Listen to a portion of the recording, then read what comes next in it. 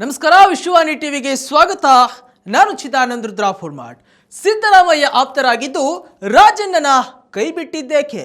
ಹೌದು, ಮುಖ್ಯಮಂತ್ರಿ ಸಿದ್ದರಾಮಯ್ಯ ಆಪ್ತ ವಲಯದಲ್ಲಿ ಗುರುತಿಸಿಕೊಂಡಿದ್ದರೂ ಕೂಡ KN ರಾಜಣ್ಣ ಅವರ ಸಚಿವ ಸ್ಥಾನ ತಲೆದಂಡವಾಗಿದೆ.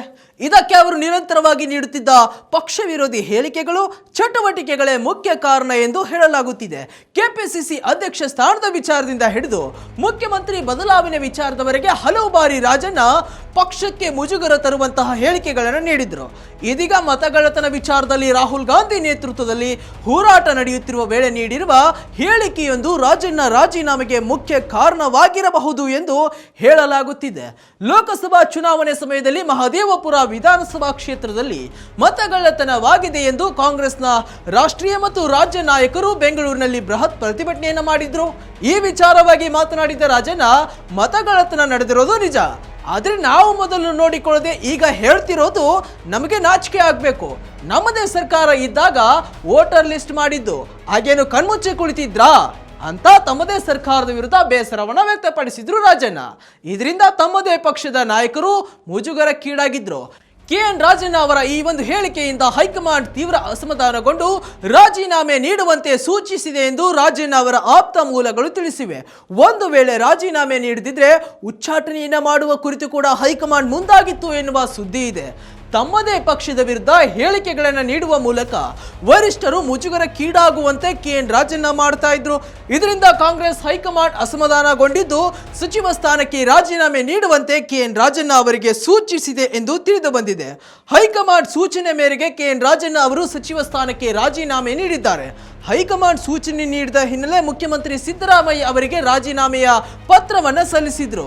ರಾಜಣ್ಣ ಸಿಎಂ ಸಿದ್ದರಾಮಯ್ಯ ಆಪ್ತರಾಗಿರುವ ಕಾರಣ ಸಿಎಂ ಎಷ್ಟೇ ಹೈಕಮಾಂಡ್ ಮನವೊಲಿಸುವ ಕೆಲಸವನ್ನ ಮಾಡಿದ್ರು ಅದು ವರ್ಕೌಟ್ ಆಗಲಿಲ್ಲ. ನಂತರ ಸಿಎಂ ರಾಜೀನಾಮೆಯನ್ನು ಅಂಗೀಕರಿಸಿ ಮುಖ್ಯ ಕಾರ್ಯದರ್ಶಿಗೆ ರಾಜೀನಾಮೆಯ ಪತ್ರವನ್ನು ರವಾನೆ ಮಾಡಿದರು. ಅದನ್ನು ಜನರಲ್ ಸೆಕ್ರೆಟರಿ ರಾಜಭವನಕ್ಕೆ ಕಳುಹಿಸಿಕೊಟ್ರು. ಈಗ ರಾಜ್ಯಪಾಲರು ಕೂಡ ರಾಜೀನಾಮೆಯನ್ನು ಅಂಗೀಕರಿಸಿದ್ದಾರೆ. ಮುಖ್ಯಮಂತ್ರಿ ಸಿದ್ದರಾಮಯ್ಯ ಆಪ್ತ ವಲಯದಲ್ಲಿ ಗುರುತಿಸಿಕೊಂಡಿದ್ದರೂ ಕೂಡ KN ರಾಜಣ್ಣ ಸಚಿವ ಸ್ಥಾನ ತಲೆದಂಡವಾಗಿದೆ. ಇದಕ್ಕೆ ಅವರು ನಿರಂತರವಾಗಿ ನೀಡುತ್ತಿದ್ದ ಪಕ್ಷ ವಿರೋಧಿ ಹೇಳಿಕೆಗಳು, ಚಟುವಟಿಕೆಗಳೇ ಕಾರಣ ಎಂದು ಈಗಾಗಲೇ ನಾನು ಹೇಳಿದ್ದೇನೆ. ಇದರ ಮುಂಚಿತವಾಗಿ ಕೂಡ ಕೆಪಿಸಿಸಿ ಅಧ್ಯಕ್ಷ ಸ್ಥಾನದಿಂದ ವಿಚಾರದಿಂದ ಹಿಡಿದು ಮುಖ್ಯಮಂತ್ರಿ ಬದಲಾವಣೆಯ ವಿಚಾರದವರೆಗೆ ಹಲವು ಬಾರಿ ರಾಜಣ್ಣ ಪಕ್ಷಕ್ಕೆ ಮುಜುಗರ ತರುವಂತಹ ಹೇಳಿಕೆಗಳನ್ನು ನೀಡಿದ್ರು. ಇದೀಗ ಮತಗಳ್ಳತನ ವಿಚಾರದಲ್ಲಿ ಹೈಕಮಾಂಡ್ ನೇತೃತ್ವದಲ್ಲಿ ಹೋರಾಟ ನಡೆಯುತ್ತಿರುವಾಗ ನೀಡಿರುವ ಹೇಳಿಕೆ ಅವರಿಗೆ ಮತ್ತಷ್ಟು ಹಿನ್ನಡೆ ಆಗಿರಬಹುದು. ಹನಿ ಟ್ರ್ಯಾಪ್ ವಿಚಾರವಾಗಿ ರಾಜಣ್ಣ ನೀಡಿದ್ದ ಹೇಳಿಕೆ ತೀವ್ರ ಕೋಲಾಹಲಕ್ಕೆ ಕಾರಣವಾಗಿತ್ತು. ಸದನದಲ್ಲಿ ಕೂಡ ಈ ವಿಚಾರ ಚರ್ಚೆಯಾಗಿತ್ತು. ರಾಜಣ್ಣ ಅವರು ತಾವು ಸೇರಿ 48 ರಾಜಕಾರಣಿಗಳು ಹನಿ ಟ್ರ್ಯಾಪ್ಗೆ ಒಳಪಟ್ಟಿದ್ದೇವೆ ಎಂದು ಮಹತ್ವದ ಹೇಳಿಕೆಯನ್ನ ನೀಡಿದ್ರು. ಅವರು ಈ ವಿಷಯದ ಕುರಿತು ಉನ್ನತ ಮಟ್ಟದ ತನಿಖೆ ನಡೆಸಬೇಕು ಎಂದು ಒತ್ತಾಯಿಸಿದ್ರು. ನಂತರ CID ತನಿಖೆ ನಡೆಸಿ ಸಾಕ್ಷ್ಯಾಧಾರಗಳ ಕೊರತೆಯಿಂದ ಈ ತನಿಖೆ ಏನೂ ಇಲ್ಲ ಎಂಬುದಾಗಿ ಹೇಳಿತ್ತು. ಈಗ ಕಾಂಗ್ರೆಸ್ನಲ್ಲಿ ಅತಿಯಾದ ಅಧಿಕಾರ ಕೇಂದ್ರಗಳಿವೆ, ಇದರಿಂದ ಸಮಸ್ಯೆಗಳಾಗುತ್ತಿವೆ ಎಂದಿದ್ದ ರಾಜಣ್ಣ ಸೆಪ್ಟೆಂಬರ್ನಲ್ಲಿ ಕ್ರಾಂತಿಯಾಗಲಿದೆ ಎಂದಿದ್ರು. ಇದು ಈಗಾಗಲೇ ಅಸ್ತಿತ್ವದಲ್ಲಿರುವ ಮುಖ್ಯಮಂತ್ರಿ ಬದಲಾವಣೆ ಚರ್ಚೆಯನ್ನ ಮತ್ತಷ್ಟು ತೀವ್ರಗೊಳಿಸಿತ್ತು. ಈ ಎಲ್ಲದರ ಜೊತೆಗೆ SC ST ಶಾಸಕರ ಸಭೆ ನಡೆಸಲು ರಾಜಣ್ಣ ಮುಂದಾಗಿದ್ರು. ಇದಕ್ಕೆ ಹೈಕಮಾಂಡ್ ಅನುಮತಿ ನೀಡಿರಲಿಲ್ಲ. ಈ ವಿಚಾರವಾಗಿ ರಾಜಣ್ಣ ಬಹಿರಂಗವಾಗಿ ಅಸಮಾಧಾನದ ಹೇಳಿಕೆಗಳನ್ನ ನೀಡ್ತಾ ಇದ್ರು. ಈಗ ರಾಜಣ್ಣ ಮಂತ್ರಿ ಪಟ್ಟ ಕಳಚಿದ್ದು ಮುಂದಿನ ನಡೆ ಏನು ಎಂಬುದರ ಬಗ್ಗೆ ಭಾರಿ ಕುತೂಹಲ ಕೆರಳಿಸಿದೆ.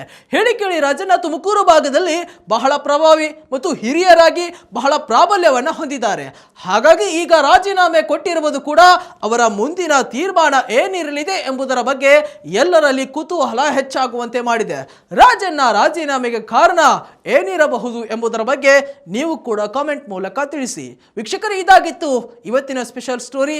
ಮತ್ತಷ್ಟು ವೈವಿಧ್ಯಮಯ ಸುದ್ದಿಗಳಿಗಾಗಿ ನೋಡ್ತಾ ಇರಿ ವಿಶ್ವಾನಿ ಟಿವಿ. ನಮಸ್ಕಾರ.